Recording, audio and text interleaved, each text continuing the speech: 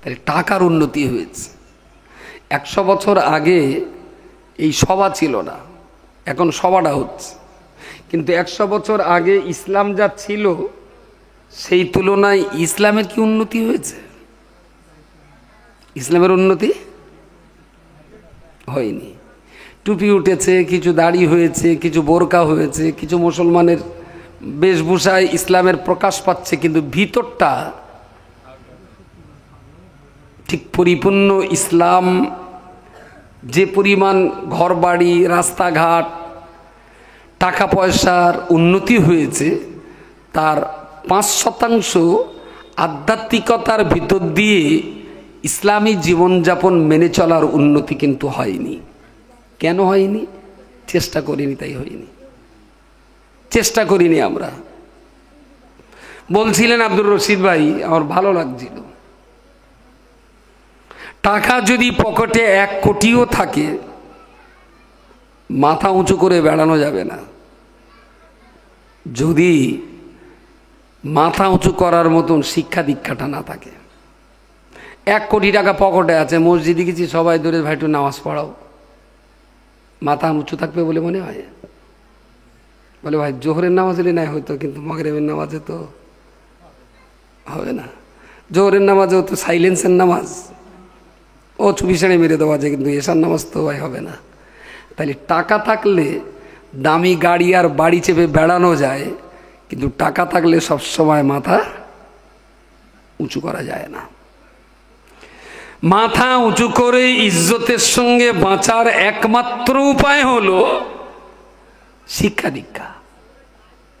যদি পকেটে টাকা নাও থাকে, আকসার মসজিদের ইমাম দেখুন তুলনামূলকভাবে গরিব। গ্রামের সবচাইতে বড় লোকটা কি ইমাম হয়? হ্যাঁ, বেশিরভাগ ইমাম গরিব মানুষ হয়। কিন্তু তারাই বলো, ওদের পিছনে দাঁড়িয়ে আমাদের বলতে হয়, ইকতাদাইতু বিহাযাল ইমাম, এই ইমাম যা যা করবে আমিও তাই তাই করার জন্যে তার পিছনে ইকতেদা করছি। এখানে টাকার কোনো দাম থাকলো না। তো এটা তো আমি মসজিদের কথা বললাম। ব্যাংকের কাউন্টারে বসে যে কর্মচারীরা টাকা নিচ্ছেন, সে হয়তো 5 লাখ টাকার মালিক, আর আপনি টাকা জমা দিতে গিয়েছেন একই দিনই 5 লাখ টাকা। কিন্তু ওই লোকটা চেয়ারে বসে আছে 5 লাখ টাকার মালিক হয়ে, আর আপনি আজকেই 5 লাখ টাকা দেবেন, হয়তো আপনি 5 কোটি টাকার মালিক, আপনার কিন্তু লাইনে দাঁড়িয়ে থাকতে হবে। লাইনে এই জায়গাটা সম্মান কিভাবে পাওয়া যাবে? যদি আপনার ভাইটা ওই ব্যাংকের ম্যানেজার হতো। কথা বলেন? তাহলে সঙ্গে ভাই এদিকে এদিকে কী ব্যাপার, তাহলে তো এই টাকা জমা দেবো, টাকা এখান থেকে বাড়ি যা, আমি পরে পৌঁছে দিচ্ছি, যা। ও আপনাকে লাইনে কখনো দাঁড় করাবে না। সে যদি চাস্তো ভাই নয়, গ্রামের লোকও হয়, তাও বিচার করে, কী রে কী ব্যাপার, তুই এখানে কী ব্যাপার, তাহলে টাকা জমা দিতে এসেছি, টাকাটা লাগ আর লিখে দে, আমি পরে জমা করে নেবো, তুই বাড়ি যা। এই জায়গাটায় যতদিন মুসলমানরা দখল নিতে না পারবে, ততদিন পর্যন্ত আমাদের মাথা তুলে বাঁচার কোনো জায়গা নেই। এরা বুঝতেও পারছে না যে কোন দেশে বাস করছি। ভারতবর্ষের মতো জায়গায় আমরা 14% মানুষ বাস করছি, 14%। আর এই 14% মানুষ ভোট করে কোনোদিন জিততে পারবে? একদিকে 86টা আর একদিকে 14টা। আমরা যদি বলি সব মুসলমান আমরা এক হব, তাহলে ওরা বলবে সব হিন্দু আমরা এক হব। পাওয়া যায়নি। তাই হিন্দুরা 86 জন আর আপনি 14 জন, আপনার কথার কোনো দাম থাকবে? কোথাও দাম থাকবে? 5 পয়সা দাম থাকবে না। তো রাজনীতি করে আর ভোট করে ভারতবর্ষের মুসলমানদের মাথা তুলে দাঁড়াবার কোনো জায়গা নেই। 370 ধারায় কাশ্মীরের মেরুদণ্ড ভেঙে দেওয়া হলো। 3 তালাকের আইন নিয়ে সুপ্রিম কোর্টে নতুন বিল পাস হলো। কিছু করতে পেরেছেন? কথা বলেন? কিছু করতে পারেননি। আমাদের বাপ ঠাকুর দাদা সাই গোষ্ঠী 14 পুরুষ, তারাই আমাদের জন্য রেখে গেল লক্ষ লক্ষ একর জমি। একজন মানুষ 200 বিঘে জমির মালিক ছিলেন, তার সন্তানাদি কেউ নেই, সেই জমি সব অকব্বটে লিখে দিয়ে গেল। যে আমার এই সম্পত্তি মুসলিম সমাজের গরিব দুস্থ এতিম অসহায়দের শিক্ষা স্বাস্থ্য বিবাহ ইত্যাদির পিছনে ব্যয় হবে। এই করেই তো অকর সম্পত্তির জন্ম, তাই না? ভারতবর্ষের রেল দপ্তরের যত জমি আছে, সেনাবাহিনীর যত জমি আছে, তার নিচের স্তরের জমি হলো আমাদের অকফ স্টেটের সম্পত্তি। ভাবতে পারছেন? সেনাবাহিনীরা যত জমি জায়গা দখল করে তার চাইতে কিছু কম জমি আমাদের পূর্বপুরুষরা আমাদের জন্য অকফ করে গেছেন। সম্পত্তিগুলো রক্ষা করার দায়িত্ব এখন আমাদের। বাপদাদারা দিয়ে গেছেন, মসজিদে জায়গা দিয়ে গেছেন, মাদ্রাসায় জায়গা দিয়ে গেছেন, মসজিদের ঘর বাঁধার জায়গাও দিয়ে গেছেন, আবার 2 বিঘা জমি মাঠেও দিয়ে গেছেন। ওই জমির যা চাষের ইনকাম হবে তা দিয়ে আমার মসজিদ চলবে। এই করে 27 লক্ষ একর জমি ভারতবর্ষে মুসলমানদের আছে।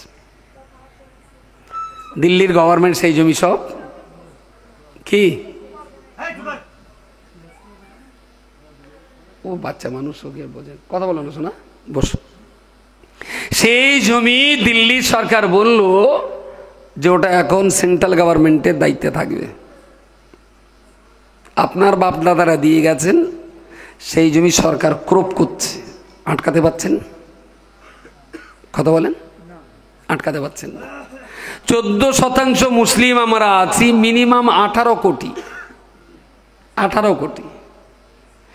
এই 18 কোটি মুসলমানের ভিতরে প্রতি 1000 মুসলমানের ভিতরে যদি একটা করে অ্যাডভোকেট তৈরি হতো, 1000 মুসলিম পিছু একটা করে লয়ার, তাহলে 1 লাখে কত লয়ার? 1 লাখে 10,000, তাহলে 1 কোটিতে 1 লাখ, 18 কোটিতে 18 লাখ। তাহলে 18 লক্ষ যদি কিছু করতে না পারলেও 18 লক্ষ অ্যাডভোকেট যদি তৈরি করতে পারতাম, এই 18 lakh advocate Basirhat court, Barasat court আর সুপ্রিম কোর্ট আর হাইকোর্টে দাঁড়িয়ে লড়াই করে মুসলমানদের এই সম্পত্তি রক্ষা করতে পারতেন। আমি আপনি না লয়ার, না ডাক্তার, না মাস্টার, না ইঞ্জিনিয়ার, না রেলের টিকিট চিকিৎসকার, না পুলিশ, না আমরা এসডিও, না বিডিও, না ডিজি, না আইজি, পুরো একটা দামড়া গরু আমরা। বলেন আপনার কোন জায়গায় কাজে লাগে? বলেন। আমার পরে বক্তব্য করবেন মুফতি সাহেব। মুফতি সাহেবকে দেখে সবাই দাঁড়ায়, আমারও ভালো লাগে। একটা সম্মানিত মানুষের সম্মান করলে আমার ভালো লাগবে, এখানে ভালো লাগে। মুফতি সাহেব যদি কোনো মসজিদে ওঠে, কোনো ইমামের হিম্মত নেই আগে যাওয়ার, কি বলেন? সবাই ধরবে, হুজুর আজকের অন্তত নামাজটা আপনি পড়ান। মুফতি সাহেবের ভগ্ন দেহ নিয়ে নামাজ পড়াবে। মুফতি সাহেব যদি বাই এ রাস্তা দিয়ে হঠাৎ কোনো কারণে এসেছে, বেলা 12টার দিকে দাঁড়িয়ে রয়েছে এক জায়গায়, সালাম করার লোকের অভাব হবে? এ বলবে হুজুর আমার বাড়ি, ও বলবে হুজুর আমার বাড়ি। মুফতি সাহেব যদি আচমকা নেড়ুলির বাজারের রাস্তার উপরে দাঁড়ায়, তো আধ ঘন্টাখান দাঁড়ালে রাস্তা বন্ধ হওয়ার মতন উপক্রম হবে, সব এক জায়গায় জড়ো হবে। হুজুর শরীর কেরাম আছে, কোথায় যাবেন? চলুন একটু বাড়ি চা পানি খেয়ে যাবেন, যে যার মতো যত্ন করবে। আচ্ছা, মুফতি সাহেব যদি টাকা জমা দিতে ব্যাংকে যায়, ব্যাংকের ম্যানেজার কি বলবে? স্যার একটু বসুন। কথা বলেন। তাহলে মুফতি সাহেবের ইজ্জত মসজিদে আছে, ঈদগায় আছে, বিয়ের মজলিসে আছে, ধর্মসভাতে আছে, মুসলমান সমাজের মাঝখানে আছে, তাই না? ভারতবর্ষের শাসন ব্যবস্থায় মুফতি সাহেবের মর্যাদা কি আছে? কথা বলেন। যে ব্যাংকে মুফতি সাহেব টাকা জমা দেওয়ার জন্য গিয়েছেন, যদি ওই ব্যাংকে চৈতলের একটা লোক যদি অফিসার থাকে, আপনার ভাই বা আমার ভাই যদি একজন থাকে, তাহলে মুফতি সাহেবরা দাঁড়াতে দেবে লাইনে? কখনো এমনও হবে চেয়ার ছেড়ে দিয়ে উঠে এসে বলবে হুজুর আপনি এখানে? তাহলে যে আমি আর কিছু টাকা রাখতে এসছি। তো আপনি আসলেন কেন? আপনি বললেন আমি যে নিয়ে আসতাম, টাকা আমার কাছে দেন, স্লিপ দেন, আপনি চলে যান, আমি সন্ধ্যাবেলা যাওয়ার সময় স্লিপ দিয়ে যাচ্ছি। তাহলে আমার কেউ যদি থাকে তাইলে আমার ইজ্জত, তা না হলে যে মুফতি সাহেবের পায়ের ধুলো নেওয়ার জন্য আপনারা অপেক্ষা করেন, সেই মুফতি সাহেব কিন্তু ব্যাংকের লাইনে 45 মিনিট দাঁড়াতে হবে। এই ইজ্জতের জায়গা, এই সম্মানের জায়গা দখল নিয়ে যদি দাঁড়াতে পারেন, আমি বলছি 14 কোটি মুসলমান, এরা ভারতবর্ষে 86 কোটি মানুষের মাঝেও ইজ্জতের সঙ্গে মাথা তুলে দাঁড়াতে পারবে। বাকি মাথা তুলে দাঁড়াবার কোনো অস্ত্র আপনার হাতে নেই। রাজনীতি করে আপনি মাথা তুলে দাঁড়াতে পারবেন না, কারণ ভোট তো কম আপনার, বলে। কিন্তু লেখাপড়া শিখে যদি আমাদের ঘরের বাচ্চাদেরকে ওই ইজ্জত আর সম্মানের জায়গায় দাঁড় করাতে পারি এই রমজান মাসে। আচ্ছা, আপনাদের গ্রামে আমি জানি না, অনেক জায়গায় দেখেছি, এখানে হয় কিনা জানি না। আচ্ছা, রমজান মাসে বোরকা মুড়ি দিয়ে কোনো মা, কোনো মহিলা বোরকা পরে কেউ জাকাত পাত্র নিতে এসেছিল? এক আধজন বোরকা পরা মহিলা কেউ দেখেছেন? কখনো দেখা যায়নি। আচ্ছা, বোরকা যাক, ওড়না মাথায় দিয়ে সুন্দর করে একটু, হ্যাঁ এসছে বোরকা পরেও, হিজাব পরে বা ওড়না পরে ওঠে, বাহ। তাহলে এখানে ওড়না মাথায় দিয়ে অনেক মা ভিক্ষা করতে আসে, ভেরি গুড। আবার কাশ্মীরের একটা মেয়ে, সে বোরকা মাথায় দিয়ে ডিএম অফিসে যায়, সে এখন ডিএম। ওই মেয়েটা যখন গাড়ি থেকে নামবে, সঙ্গে সঙ্গে গাড়ি থেকে ঝুপঝাপ করে 5 জন স্টেন গান রাইফেল দ্বারা পুলিশ, ডাইনে একজন, সামনে একজন, বামে একজন, পিছনে 2 জন, রাইফেল ঘাড়ে করে নেবে। এই 5 জনের ঘোড়াটোপের মাঝখানে ফাতেমা হাঁটবে, গাটমাট করে হেঁটে দোতলায় নিজের ডিএমের ঘরে ঢুকবে। ইনি ঢোকার আগেই আরেকজন এসে দরজাটা খুলে দেবে, উনি যে চেয়ারে বসবেন, এসডিও, এসডিপিও, ওসি, আইসি, বিডিও, এত বড় বড় অফিসাররাও ওই বোরকা পরিহিতা মেয়েটার ঘরের দরজার সামনে দাঁড়িয়ে বলবে, মে আই কামিং ম্যাডাম, আমি কি আসতে পারি? ফাতেমা একবার মাথা তুলে দেখলো দরকার নেই, চোখ নিচু করে নিল, ঢুকবে না, ওখানে দাঁড়িয়ে থাকবে। 5 মিনিট পরে বলবেন ইয়েস, এসডিও যে ওর সামনে দাঁড়াবে, উনি বসতে বলবেন, তারপরে বসবে। আচ্ছা, কোনো মহিলা, ইন্নালিল্লাহ,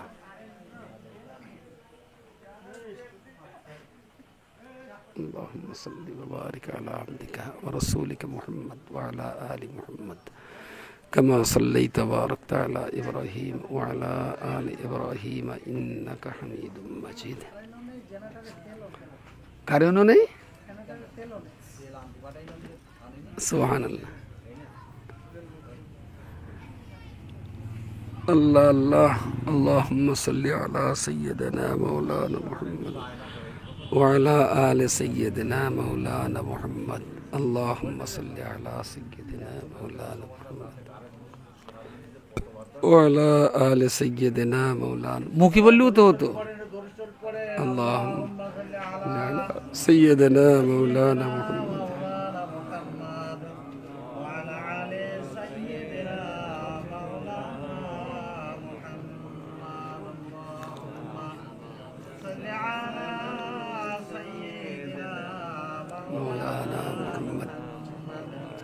وعلى آله وأصحابه وبارك وسلم مولانا।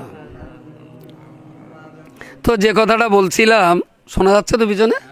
বেশ, খুব নিরিবিলি পরিবেশ, অসুবিধা হবে না।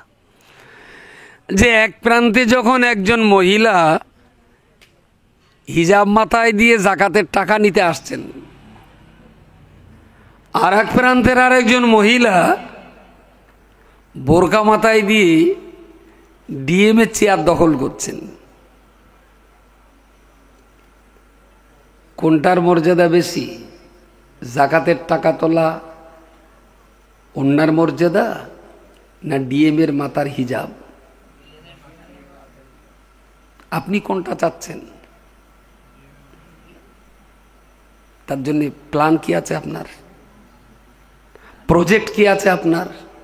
শুধু চাইলেই তো হবে না। আমরা চাইলাম আজকে গ্রামে তাবারুক খাওয়াবো সবার পরে, চাইলে তো হয় না। তার জন্য চাঁদা তুলতে হয়, বাজার করতে হয়, 5 জন লোকের উপরে দায়িত্ব দিতে হয়, আরও অনেক কিছু করে তবে জলসা শেষে একটু তাবারুক আসে সামনে, তার প্ল্যান থাকে। তো আমাদের যদি ইচ্ছা থাকে যে আমরা যাকাত চাওয়া ভিখারির মাথার বন্যা, আপনার ওন্না, এটা আমার জাতির কলঙ্ক, আমরা চাই ওন্না মাথায় দেওয়ার ডিএম, তাহলে এটা চাইলেই তো হবে না, তার জন্য প্ল্যান লাগবে। কি প্ল্যান আছে আমাদের? শুধু আলেম হাফেজার মাওলানা হলেই, আলেম হাফেজার মাওলানা লেভেলের মতো এরিয়াতে তার একটা বাউন্ডারির মর্যাদা থাকে, কিন্তু সেই মর্যাদা ভারতবর্ষের মানচিত্রে সরকারি লেভেলে 5 পয়সা দাম নেই। এই দেশের মাটিতে দাঁড়িয়ে যদি মাথা তুলে আপনাকে বাঁচতে হয়, তাহলে সম্মানের জায়গায় ইসলাম পৌঁছাতে হবে, তাহলে ইসলাম সম্মানিত হবে। কিছু মানুষ আছে, এর ভিতরে কেউ আছে কি থেকে জানি, রাগ করেন না জানো, আমি তো জানি না, আর আমার একটু বলা স্বভাব। ওই পোলট্রির দোকানদাররা বেশিরভাগ মাথায় টুপিতে থাকে, পোলট্রির দোকানদার। আর সাধারণ মানুষের একটু চিন্তা এরকম, ওর মাথায় টুপি আছে যখন, তাহলে বিসমিল্লাহ বলে ভালো করে জবাই করে চল গোস্তটা ওর কাছ থেকে নেই, গায়ে একটু রক্ত টক্ত লাগে, থাকে মাথায় টুপিও থাকে, গোস্ত বিক্রি করে, ভালো, খারাপ না। আবার একজন WBCS অফিসার, তার মাথায় টুপি থাকে। WBCS অফিসার যখন বললেন আমি নামাজ পড়ব, 7 পেত্তা পইতে জড়ানো, আর একটা পুলিশ এসে তাড়াতাড়ি নামাজের পাটিটা বিছিয়ে দেয়। কিছু বোঝা যাচ্ছে নাকি?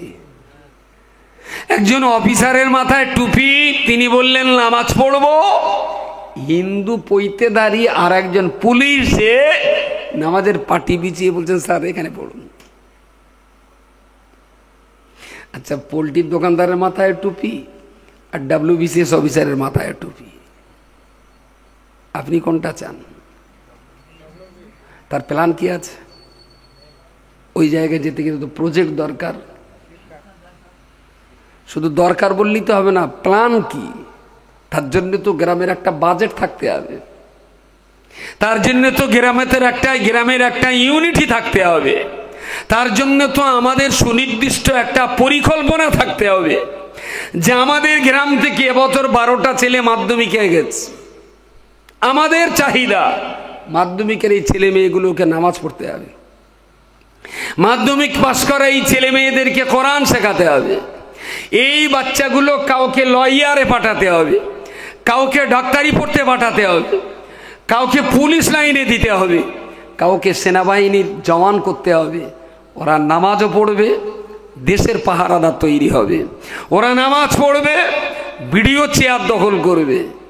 যতক্ষণ পর্যন্ত ইসলামটাকে ইজ্জতের জায়গায় না পাঠাতে পারবেন, ততক্ষণ কিন্তু ইসলাম এদেশে ইজ্জত নিয়ে থাকতে পারবে না, আর ইসলাম অবলম্বী মুসলিমরাও মাথা তুলে বাঁচতে পারবে না। আপনার ইজ্জতের জায়গাটা দেখুন, আমার এই জায়গাটার ইজ্জত আছে, এই জায়গাটায় যে আমি উঠতে পেরেছি, সবাই নিচে আমার চাইতে বয়স্ক মানুষ, আমার চাইতে শিক্ষিত মানুষ নিচে ওই ডেকোরেশনের ময়লা চটে বসেছেন, আমাকে সুন্দর করে এই জায়গায় দিয়েছেন, এটা আমার একটা ইজ্জত। আল্লাহ আমাকে সম্মানটুকু দান করেছেন। আচ্ছা, এই সম্মানের তাগিদে পড়ে আমি ভোট দিতে গেছি, প্রিসাইডিং অফিসার বললেন আপনার ভোটার আই কার্ড। বললাম স্যার সেটা সে বেড়াচ্ছে ভাবি, সেটা আনা হয়নি। ভোট দিতে দেবে? ভোট দিতে কেন দেবে না? চৈতুল 2 নম্বরের মানুষ আমার এত সম্মান করে স্টেজে বসায়, কিন্তু প্রিসাইডিং অফিসারের কাছে আমার কোনো দাম নেই। ইয়েস, আমি যদি SDO হয়ে যেতাম, প্রিসাইডিং অফিসারের হিম্মত ছিল না আমার কাছে কাঠ চাওয়ার। কারণ ও তো আমার চেয়ে তো অনেক অনেক নিচু লেভেলের, অনেক নিচু লেভেলের, আমার কাছে চাইতে পারত না। বড় জোর বলবে স্যার একটু বসুন, চা পানি খেয়ে যান। এসডিও বুকে পকেটে হাত দিয়ে কার্ডটা বের করতে যাবে, প্লিজ একদম স্যার, আরে আপনার আবার কার্ড লাগবে, রাখুন রাখুন রাখুন। কিন্তু মাতিনের ওই জায়গাটা দখল করবে কারা, আর তার প্ল্যান কি, তার পরিকল্পনা কি, এটা তো চাইলেই তো হয় না। 65 বছর বয়সে বউ মরে গেছে, খুব চিন্তা হচ্ছে বাকি জীবনটা কিভাবে কাটবে। সুখ দুঃখের দুটো কথা বলি, সারা দিনটাই একা একা, রাত্রিও একা একা, মনে মনে হচ্ছেটা বে করবে। এখন এই তসবিদান আনে, বে করবো বে করবো বে করবো বে করবো বে করবো। 65 বছর বয়সে বে করবো বলে যদি 70,000 বার করে জেকের করে, বে হবে? তার একটা প্ল্যান চাই। প্রথমেই হয়তো জামাইটার ডেকে একটু চোখ বন্ধ করে বলতে হবে, খোকা সারাদিন একা পড়ে থাকি,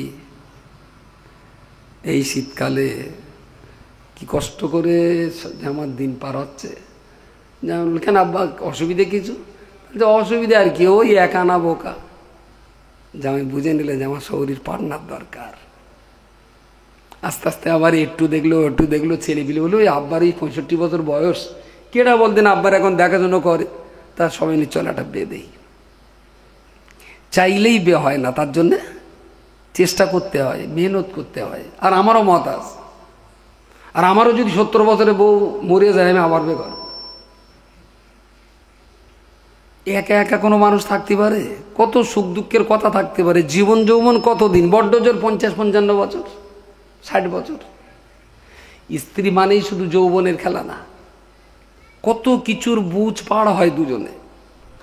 ও কোরআন পড়বে, আমি একটু পড়বো, একটু ভুল ধরবো, আমি একটু ভুল ধরবো, দু রাকাত পড়বে, আমি 2 রাকাত নামাজ পড়বো, আমল ইবাদত সংসার সমস্ত কিছুর মাঝখানে একা না বোকা, দুজন হলে না ভালো লাগে। কিন্তু এটা চাইলেই হয় না, তার জন্য চেষ্টা, তার জন্য পরিকল্পনা, তার জন্য একটা সুনির্দিষ্ট প্ল্যান মাফিক কাজ করতে হয়, তবে বিয়েটা হয়। আমাদের কমিউনিটি ডেভেলপমেন্টের জন্য, কমিউনিটি এম্পাওয়ারমেন্টের জন্য কি প্ল্যান আছে আমাদের হাতে যে আমরা উন্নততর একটা সমাজে পৌঁছাবো? এই মসজিদের বাউন্ডারিতে কত পরিবারের বসবাস?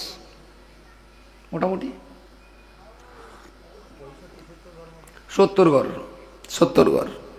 এবার এই 70 ঘর পরিবারের ভিতরে মোটামুটি 3 বছরের উপরে আর 18 বছরের নিচে এইরকম বাচ্চা কত পিস হতে পারে? 70 ঘর গড়ে কি 2 করে ধরা যায়? তাহলে 140টা। আচ্ছা, এই 140টা বাচ্চার ভিতরে কটা বাচ্চা ছেলে আর কটা বাচ্চা মেয়ে? কত বাচ্চা মক্তবে কোরআন পড়ে আর কত বাচ্চা পড়ে না? কত বাচ্চা স্কুলে যাচ্ছে আর কত বাচ্চা ড্রপ আউট, স্কুল ছুট হচ্ছে? তার কোনো হিসেব আছে আপনাদের কাছে? হিসেব? তাহলে একেবারেই বলা যেতে পারে রাখালবিহীন ছাগলের পাল। কেউ চুল কাটছে, কে এখান থেকে কি বলে, কি মারে, এরকম নালাপানা থাকে, পটলের পিলবে না, হ্যাঁ দাগ মারে। হ্যাঁ, আচ্ছা, গুঁড়ো কচিরা বলতে আব্বা আমার একটু দাগ মারা চুল কেটে দাও দিন। দাগ মারা, এখান থেকে একটা দাগ মেরে কাটছে, এখান থেকে একটা দাগ মেরছে। কারো কিছু বলার আছে? কারো কিছু? আস্তে আস্তে দিলাম একটা মেয়ে মাথায় কি একটা পড়েছে, সে আবার দিকে আলোর টিকটাক টিকটাক করতে। গ্রামের কারোর কিছু বলার আছে? কেউ কিছু বলছে দেখছেন? তার মানে পুরো একটা হনুমানের রাজত্ব চলছে, যেমন খুশি তেমন সাজো, কেউ কারোর কিচ্ছু বলবে না। যদি কেউ মনে হয় যে পায়জামা খুলে পাগড়ি বেঁধে বেড়াতে বেড়াও, ফরজ তো রক্ষা হয়, সুন্নতটা তো আদায় হচ্ছে। আচ্ছা, এটা কি কোনো সমাজ ব্যবস্থা বলে মনে হয়?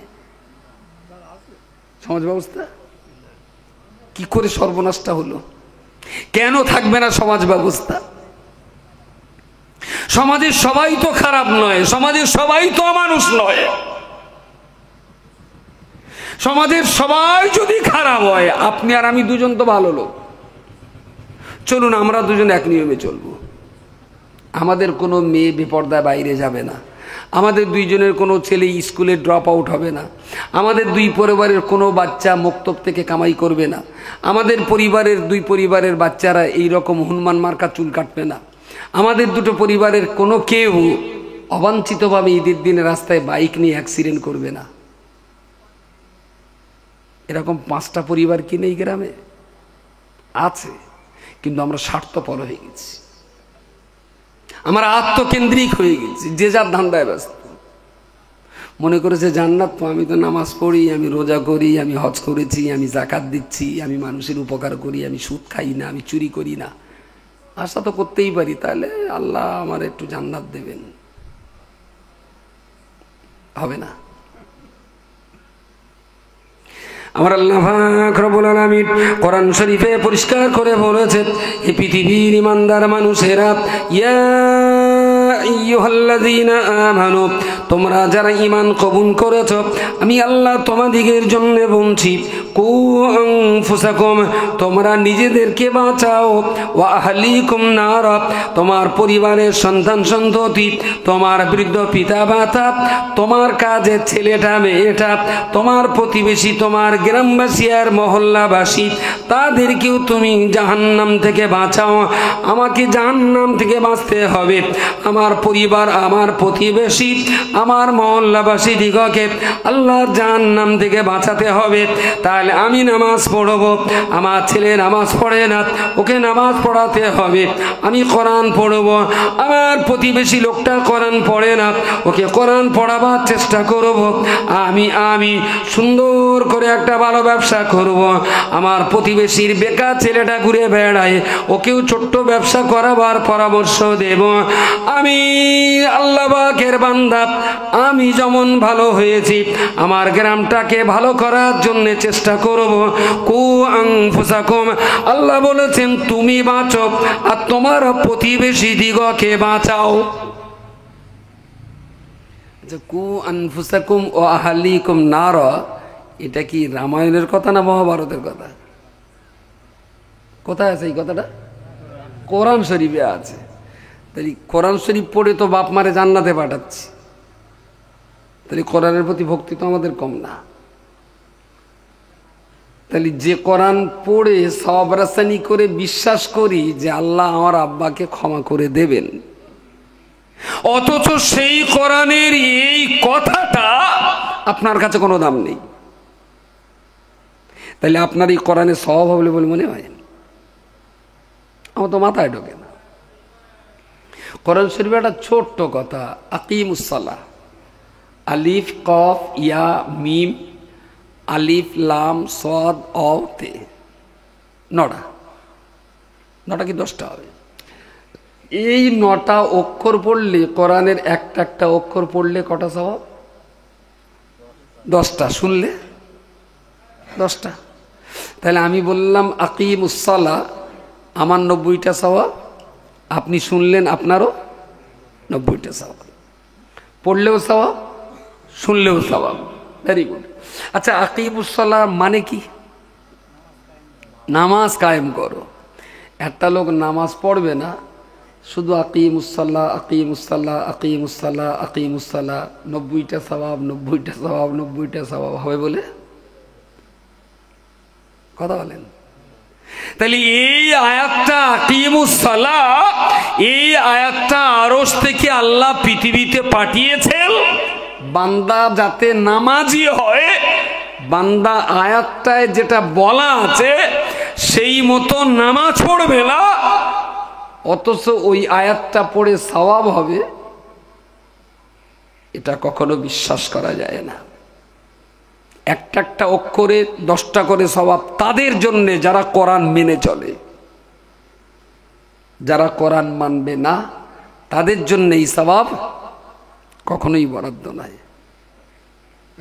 মানে এরকম মনে পড়েছে, আমি তখন গাড়ির থেকে নামছি, হুজুর তখন ওয়াজ করছিলেন, এক জাররা পরিমাণ ইমান যদি থেকে থাকে, হাসরের মাঠে উম্মতে মোহাম্মদীদের জন্য আল্লাহ পাকের খাস রহমত, জাররা পরিমাণ ইমানের বরকতে আল্লাহ পাক তাকে জান্নাত দিয়ে দেবেন। সুবহানাল্লাহ, বেশ জোরে হলো। হ্যাঁ, আবার দেন। আচ্ছা, বাংলা একটা কথা বলে, আমানি ঠেলে এক ওয়াক্ত নামাজ কাজা করলে 2,88,00,000 বছর জাহান্নাম। এক ওয়াক্ত যদি 2,88,00,000 হয়, তাহলে এক ওয়াক্তে 2,88,00,000, 2 কোটি শুধু কোথায় যায় এরা?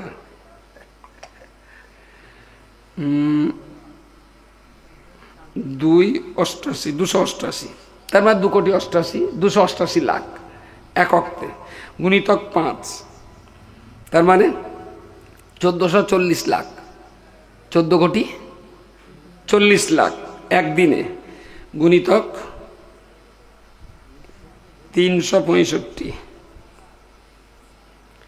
105, 1,500 না, 1,05,120 বছর, তার মানে কত কোটি?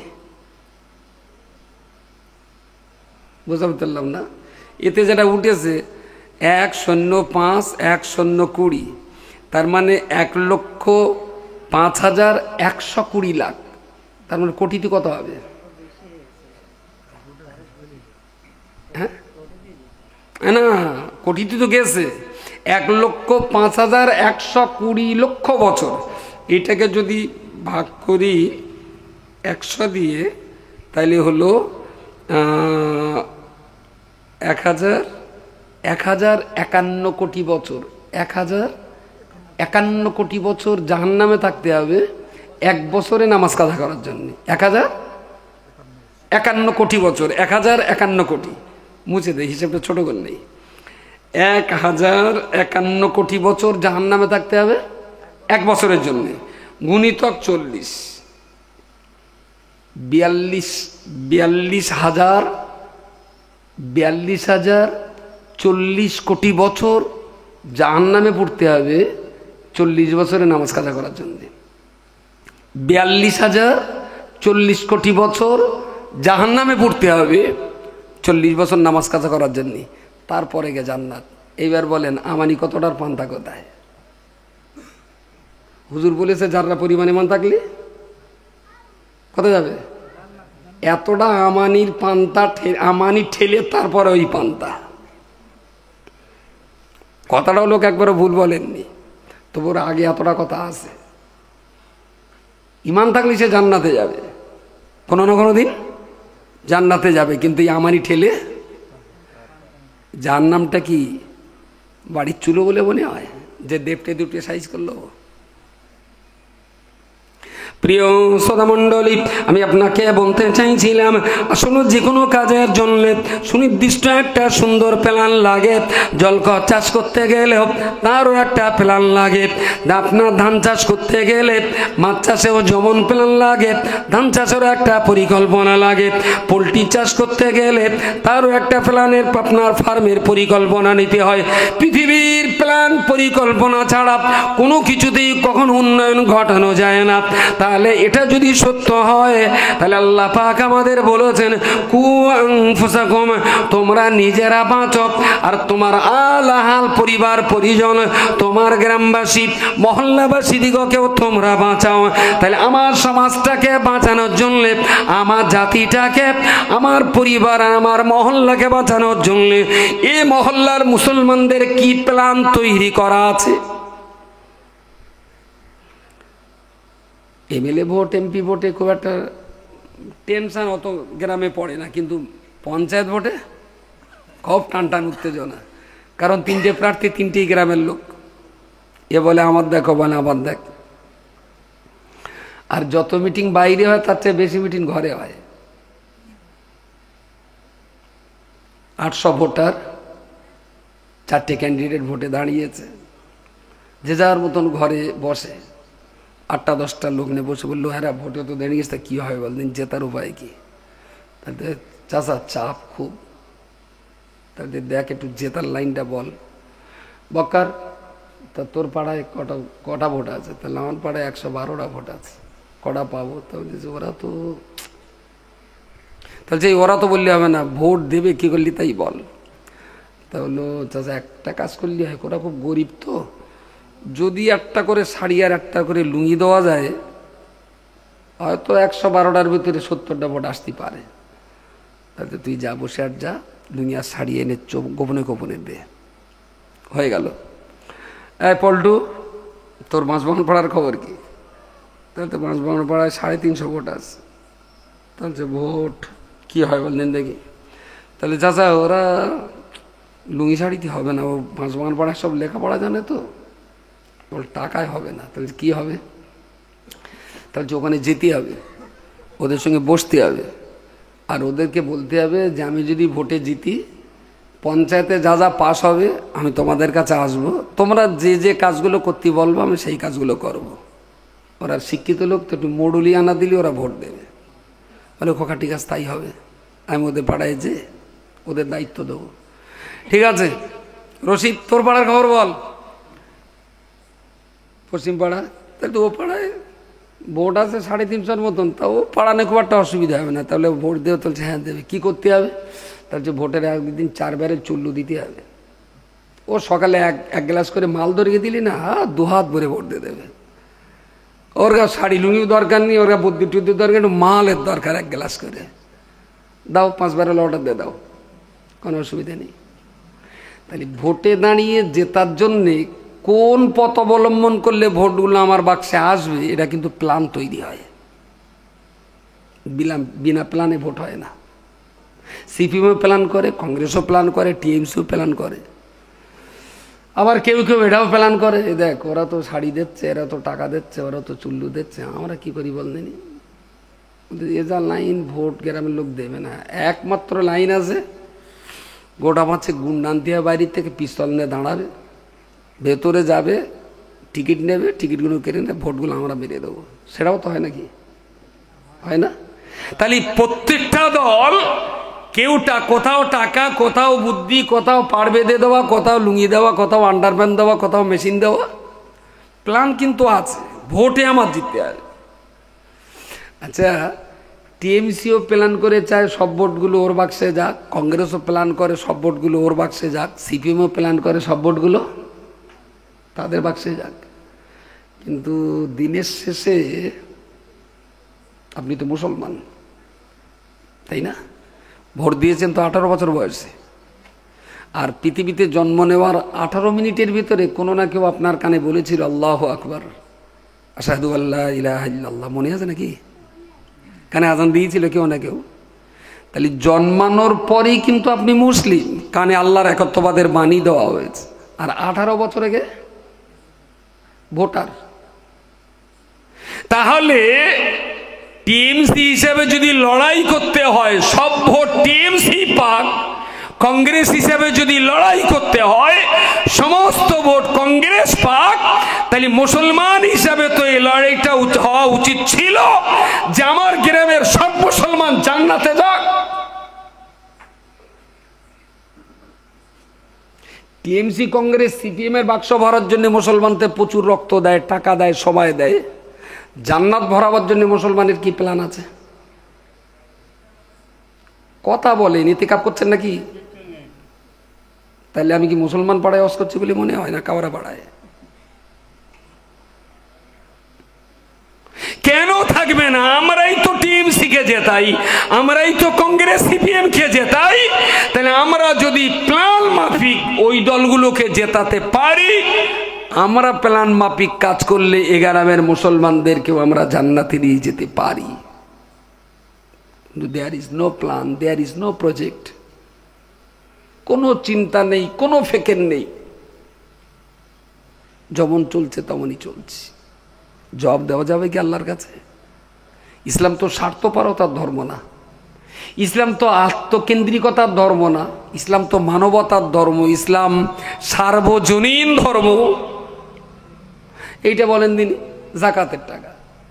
আমরাও জাকাতের টাকা কালেকশন করি, মাদ্রাসার গরিব দুস্থদের পড়াবার জন্য টাকা কালেকশন করি, দেয়। আবার গরিব মানুষের চায়, তাদেরও দেন আপনি, ভালো জিনিস। জাকাত বছরে খেয়ে পরে যদি 1 লাখ টাকা বেশি হয়, তাহলে আনন্দ করতে করতে 2,500 টাকা বার করে নেব। 97,500 আমার আর 2,500 টাকা গরিব মানুষের। সে গরিব মানুষকে আমার দিতেই হবে, আমি ধরিয়ে নেবো টাকাটা আমার না, আমার না। বেশ, আচ্ছা এই জাকাতের টাকা কি প্রত্যেক রমজান মাসে 2 নম্বর চৈতলে জিবরাইল ফেরেশতা এসে টাকা কি আল্লাহর কাছে জমা দেয়? জাকাত দেওয়া তো আল্লাহর হুকুম, আল্লাহ হুকুম দিয়েছে জাকাত দাও, কিন্তু আল্লাহ কি টাকা লেছে বান্দার কাছ থেকে? টাকা কারা লেয়? গরিব মানুষেরা। তবে দেবে, জাকাত দেয় বর্গ তুললো, ন্যায় কেরাস তুললো, নাকি অন্য ফেরেশতারা নাকি আল্লাহ দেয়? তাহলে আমি জাকাত দেব, আপনি নেবেন, আপনি দিলে আমি নেবেন, আমি নেব, এতে আল্লাহ স্বার্থটা কি আমার একটু বলে বোঝান। আল্লাহ আল্লাহ প্লাস কি আছে? দেবেও মানুষ, নেবেও মানুষ, তা আল্লাহর এতে এত কি আছে? আল্লাহ জাকাত ফরজ করতে গেলেন কেন? আসলে মানুষ ভালো থাক, তার নাম হলো ইসলাম, তার নাম হলো ইসলাম। কিন্তু আমরা সেটা বুঝি না। অনেক সময় অনেকে জাকাত দেওয়াটা একটা শাস্তি বলে মনে করে। তাহলে ইসলাম হলো মানবতার ধর্ম, ইসলাম হলো মনুষ্যত্বের ধর্ম, ইসলাম হলো আদর্শবাদীর ধর্ম, ইসলাম হলো সভ্যতা, নম্রতা, ভদ্রতার ধর্ম মানুষের জন্য। তাহলে যে আল্লাহ বড় লোকের উপরে ফরজ করেছেন জাকাতের টাকা গরিবকে তো দিতেই হবে। তুই কেন টাকা দিবি না গরিব মানুষের? তুই যে হাত দিয়ে টাকা রোজগার করেছিস, ও হাতের শক্তি তো আমি আল্লাহ আমার দেওয়া। তুই যে জল করে পা দিয়ে হেঁটে হেঁটে জল করে মাছ চাষ করেছিস, তোরও পাটা আমি আল্লাহ আমার দেওয়া পা। তুই যে চোখ দিয়ে জগৎ দেখে ব্যবসা করেছিস, সে চোখটাও আমার। আমি আল্লাহ যদি তোর হাত পা চোখ কান নাক না দিতাম, তুই ব্যবসা করে টাকা রোজগার করতে পারতিস না। তাই আমার নেয়ামত তো দোয়া আছে, তো আমার নেয়ামতের শুকরিয়া আদায় করে 2,500 টাকা গরিব মানুষের দে। ব্যবসা করার ক্ষমতা দিয়েছেন আল্লাহ, আর ব্যবসার উপসত্ব আল্লাহ দিতে বলছেন যে আমার দিতে হবে না, তো চাস্তো ভাইটার দে। তারা বড্ড অসহায়, বাচ্চাটার বিয়ে দিয়ে দিক, গরিব মানুষের দে। আল্লাহ তো টাকা নেননি। তাহলে জাকাতের মতো একটা বিধান মানুষ দেবে মানুষকে, এটাই তো ইসলাম। তাহলে আমি ইসলাম মেনে আমার রোজগার করা টাকা নিঃস্বার্থভাবে আনন্দ করে গরিবের বাড়ি পৌঁছে দিচ্ছি, যে আমার এই জাকাতের 500 টাকা বৌমা তুমি রাখো, খুব ভালো জিনিস। জাকাতের টাকাটা গরিব মানুষের কাছে পৌঁছে দেওয়াটা, এটা যেমন ডিউটি ওদেরকে বাঁচাবার জন্যে, তেমন প্রতিবেশীরা কেউ যদি জাহান্নামের পথে যায়, ওকে টেনে ধরাটাও আমার ডিউটি। কথা কি বোঝা যাচ্ছে না? জড়াচ্ছে? জড়াচ্ছে না তো? আমার প্রতিবেশী ছেলেটা দুবেলা চুল্লু খাচ্ছে, আমি কিচ্ছু বলি না, অথচ আমি 5 ওয়াক্ত নামাজ পড়ি। আপনি ভাবলেন কি করে নামাজ পড়ে জান্নাতে যাবেন? এটা হবে না। আল্লাহ পাক বলেছেন, ও ইমানদার বান্দা শোনো শোনো, তুমি নামাজ পড়বে, রোজা করবে, হজ করবে, যাকাত দেবে, এটা তুমি যখন করবে, এটাও তোমাকে মনে রাখতে হবে তোমার নিজে বাঁচতে হবে, তোমার সন্তানাদি, বাবা মা, মহল্লাবাসী, গ্রামবাসী আর প্রতিবেশী, তাদেরকেও বাঁচাবার জন্য তোমাকে লড়াই করতে হবে। ও আল্লাহর বান্দা মনে রাখুন, আল্লাহ পাক রব্বুল আলামিন, আল্লাহ পাকের নবী মুহাম্মদুর রাসূলুল্লাহ, তিনি তার সাহাবীদেরকে বলেছেন রাহমাতুল্লাহি আলাল জামাআ। আল্লাহ পাক ঐক্যবদ্ধতার উপরে রহমত বর্ষণ করেন। প্রত্যেকটা গ্রামের ভিতরে, মুসলিম কমিউনিটির ভিতরে সুন্দর একটা সমাজ ব্যবস্থা থাকতে হবে, যে কমিটি, যে সমিতি পাপ কাজ করার ব্যাপারে যুব সমাজকে প্রতিদিন নসিহত করবে, যে কমিটি, যে সমিতি নামাজি বানাবার জন্য প্রতিনিয়ত চেষ্টা চালিয়ে যাবে, যে কমিটি, যে সমিতি লেখাপড়ার জন্য প্রতিদিন মুভমেন্ট চালিয়ে যাবে। ও বান্দা, মনে রাখতে হবে এই লড়াই আর এই সংগ্রাম আপনি একা করলে হবে না, আমি একা করলে হবে না, জোটবদ্ধ হয়ে সমাজ উন্নয়নের জন্য লড়াই চালিয়ে যেতে হবে। এটা একা একা লড়াই না। আরে একা লড়াই করে যদি ইসলাম প্রতিষ্ঠিত করা যেত তাহলে নবী মুহাম্মদ সাল্লাল্লাহু আলাইহি ওয়াসাল্লামকে হিলফুল ফজল সমিতি, কমিটি, ক্লাব প্রতিষ্ঠা করতে হতো না। রাসূলুল্লাহ করেছেন না? কেন? নবী কি দরকার ছিল? নবী পরামর্শ তো স্বয়ং আল্লাহ নিজেই দেন। নবীকে তো খোদ আল্লাহ নিজেই পরিচালনা করেন, এর পরেও নবী জোটবদ্ধ হলেন, ঐক্যবদ্ধ হলেন, বিশিষ্ট মানুষদেরকে নিয়ে সমিতি করলেন। আমার গ্রামটাকে সুন্দর করার জন্য নবীর আদর্শ মেনে সমিতি করতে হবে। এ সমিতির কাজ কি হবে? গ্রাম উন্নয়নের কাজ। কারা স্কুলে যাচ্ছে না তাদের বলে বুঝিয়ে স্কুলে পাঠাতে হবে। কারা মদ গাঁজা খাচ্ছে তাদের বলে বুঝিয়ে নসিহত করতে হবে, এটা খেও না। আমার হাতে লাঠি নেই, আমি মেরে পথ দেখাতে পারবো না। আমার হাতে বন্দুক নেই যে মাথায় ধরে বলবো হারামির বাচ্চা নামাজ না পড়তে গেলে একদম গুলি করে শেষ করে দেবো, এটা আমার হাতে নেই। আমার কাছে হুমকি নেই, আমার কাছে ধমকিও নেই, আমার কাছে একটু ভালোবাসা আছে, দুটো মিষ্টি উপদেশ আছে, নসিহত আছে। যতটুকু আমার পাওয়ার আছে আমি সেই পাওয়ারটুকু তো ব্যয় করতে পারি। হাতে ধরে পায়ে ধরে অনুনয় বিনয় করেও তো 5টা মানুষকে বলতে পারি তোমার বাচ্চাটা একটু স্কুলে পাঠাও। এর জন্য কি কেউ গালটাল দেবে? আমি তো মারতে বলিনি, আমি খুন করতে বলিনি, আমি হুমকি ধমকি দিতে বলিনি, আমি বন্দুক দেখিয়ে মসজিদে আনতে বলিনি, আমি নসিহত করে আনতে বলছি। আর এটা একার কাজ না, এর জন্য একটা সমাজ তৈরি করতে হয়। কি বলি বলেন দিনি? ধরুন এটা নারকেল গাছ, নারকেল গাছের গোড়া কেটে উপরে আবার কাশি বেঁধে তারপর টানতে হয় না? নারকেল গাছ ফেলার জন্যে কাশি বলে না দড়ি বলে, কি বলে? তো এই নারকেল গাছটা ফেলার জন্যে এখানে গোড়া একটু কাটা হয় আর এখানে দড়ি বেঁধে, দূরে দড়ি বেঁধে অনেক লোক মিলে টানে গাছটা পড়ে। এখন ধরুন এই গাছটা ফেলার জন্যে 100 পয়েন্ট শক্তি দরকার, 100 পয়েন্ট। 100 পয়েন্টের শক্তি দিলে গাছটা কাঠ হয়ে পড়ে যাবে। এখন এক একটা মানুষের গায়ে 10 পয়েন্ট করে শক্তি আছে। এরকম 10 জন লোক যদি 11 জন হয় আরো ভালো হলো।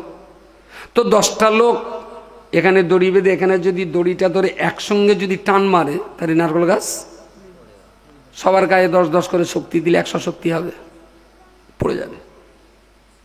আচ্ছা, এই 10 জন লোক আর একটা গাছে দড়ি বেঁধে টানবে। প্রথমে 8টা বেজে 5 মিনিটই বরকতুল্য টানলে, বরকতুল্য ছেড়ে দেওয়ার পর 8টা বেজে 10 মিনিটই গোলাম আলীকে টানলে, ও ছেড়ে দেওয়ার পরে 8টা বেজে 20 মিনিটে আবার হইবারকে টানলে। এরা 10 জন লোক 5 মিনিট পর পর আলাদা আলাদা টানবে। নারকেল গাছ কি বুঝতে পারবে যে ওরা আমার টানাটানি করতেছে? হ্যাঁ,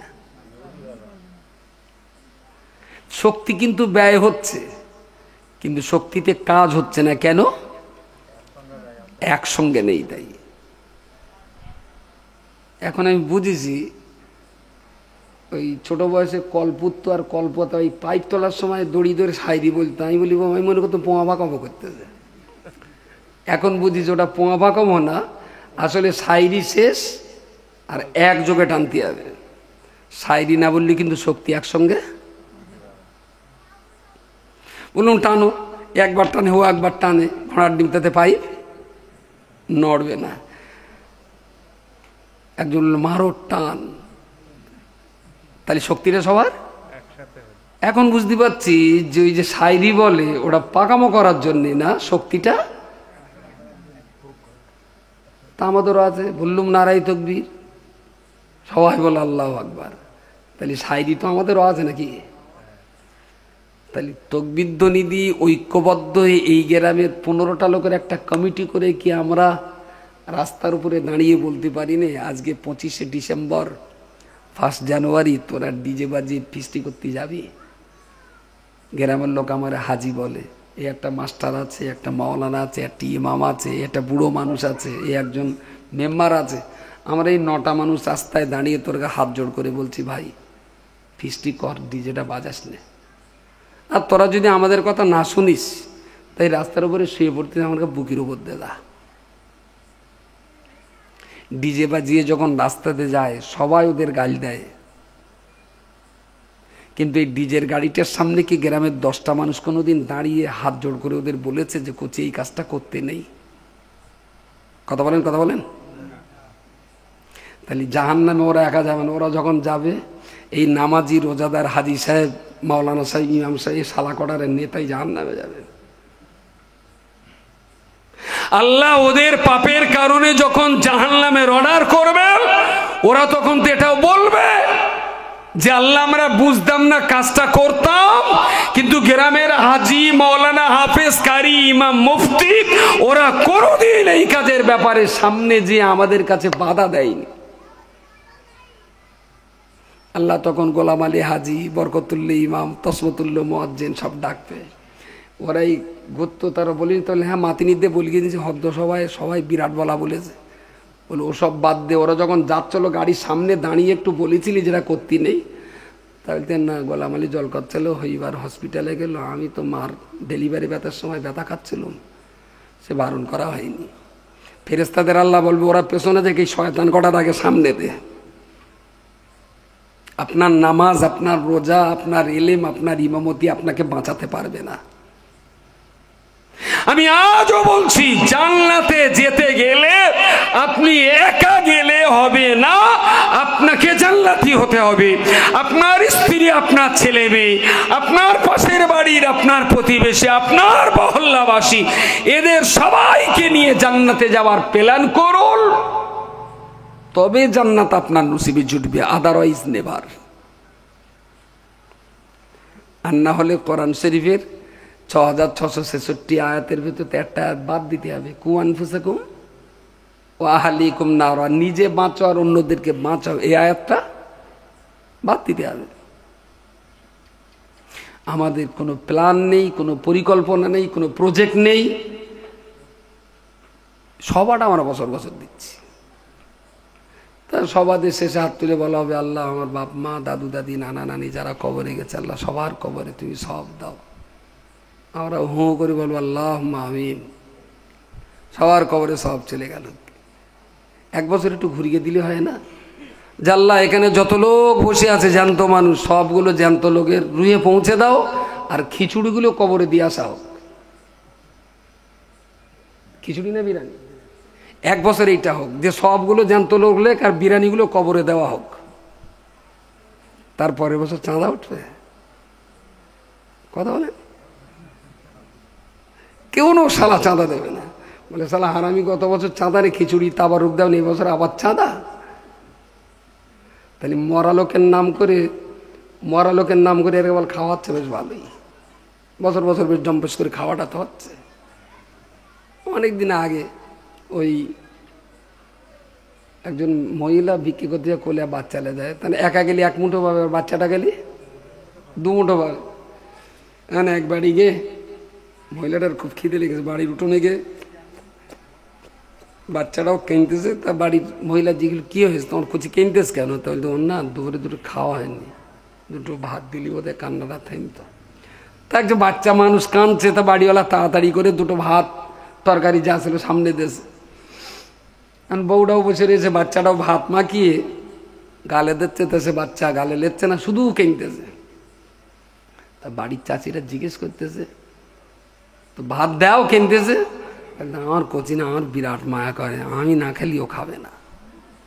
অথচ ওর পাশা চিমটি কেটতেছে, ও সেই জ্বালায় ছটফট করতেছে, ভাত গালে লেয়। তা আবার বাড়ির বউটা ওরও 2টো ভাত দিলে, তার মানে কচির উপরে বাহানা করে এরও কচিগুলো 3 গাল আর খেলেও 33 গাল।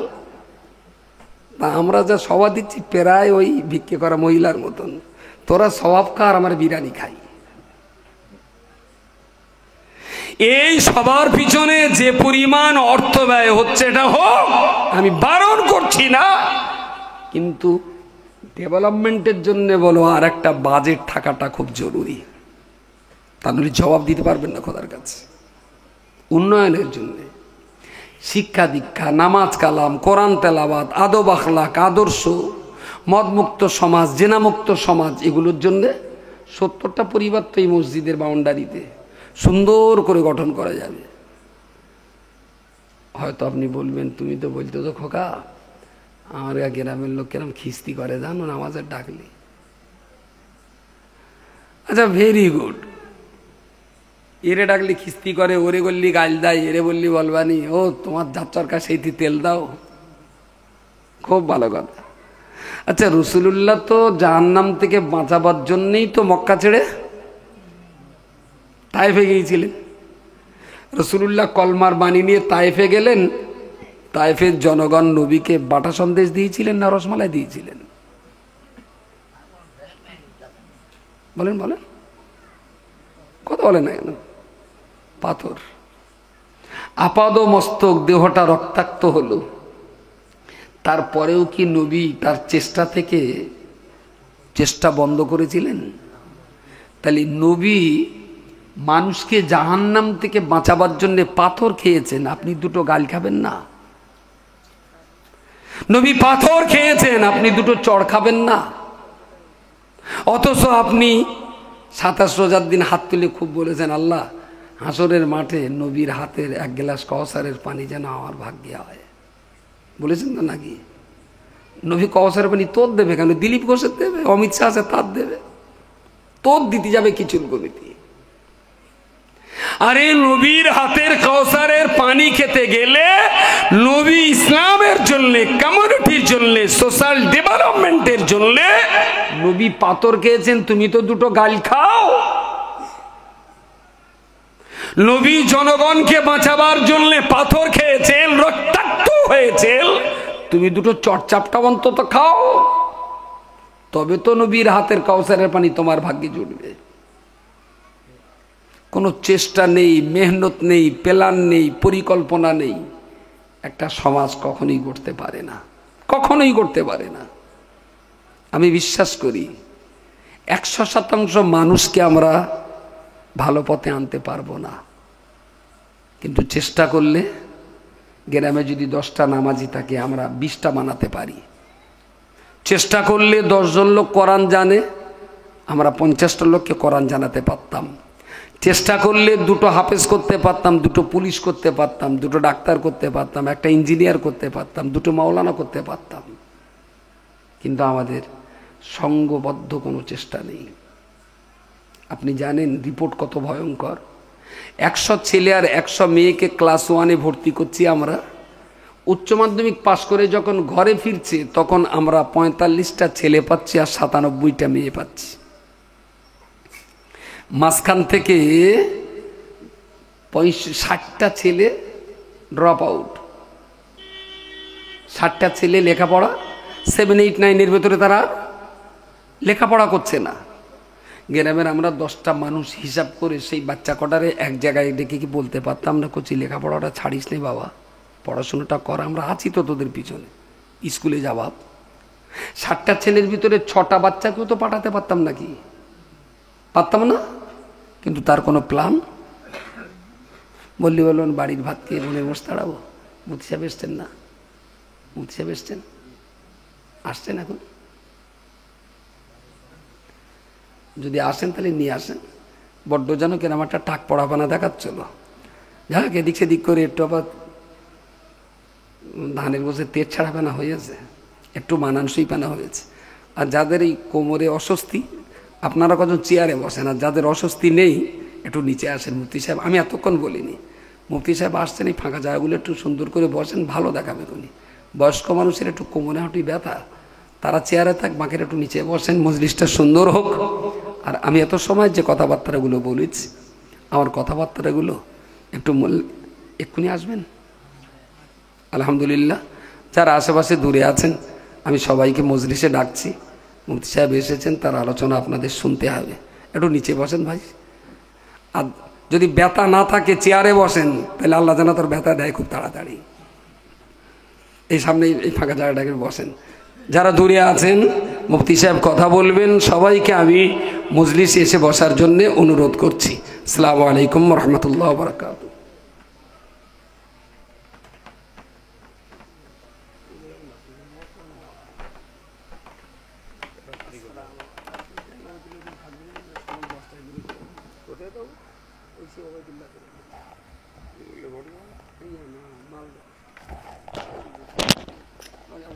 সমস্যা বাজারে সমস্যা হচ্ছে গাড়ি পাল্টে সমস্যা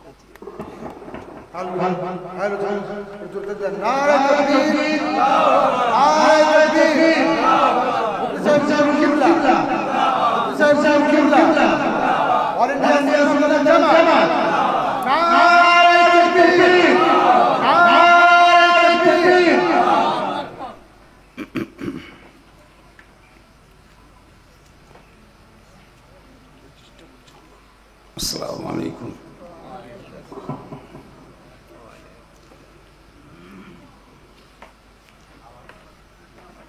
नहमदुहु व नुसल्ली अला रसूलिहिल करीम। अम्मा बअदु फ़अऊज़ु बिल्लाहि मिनश शैतानिर रजीम। या अय्युहल्लज़ीना आमनू सल्लु अलैहि व सल्लिमू तस्लीमा। अल्लाहुम्मा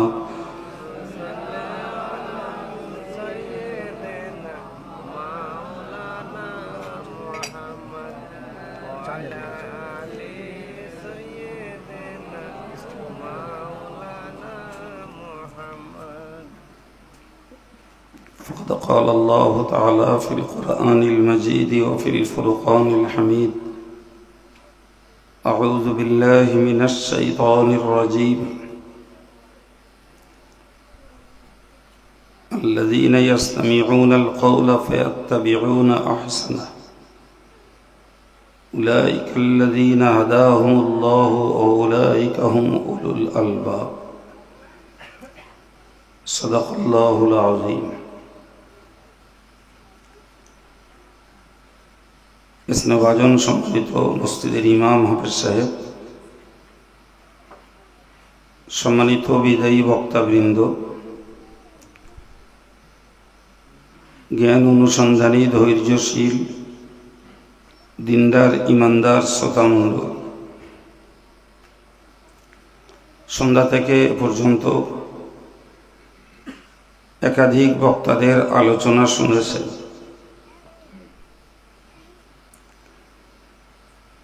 আপনাদেরকে বলার মতো কোনো বিষয় আমি নির্ধারণ করে উঠিনি। তারপরেও কোরআন শরীফের ছোট্ট একটি আয়াত আপনাদের কাছে তেলাওয়াত করেছি। অল্প কয়েক মিনিট তার উপরে কিছু কথা বলার নিয়ত করছি। ভাই, এতটা খরচাপাতি করে প্রতি বছর এই জলসাটি উদযাপন করা হয়। একদিকে জিন্দাদের জীবিতদের জ্ঞান লাভ, সওয়াব লাভ, আর মুর্দাদের জন্য সবরে সানি। এটাই হলো এই জাতীয় মজলিসগুলোর মূল স্বার্থ।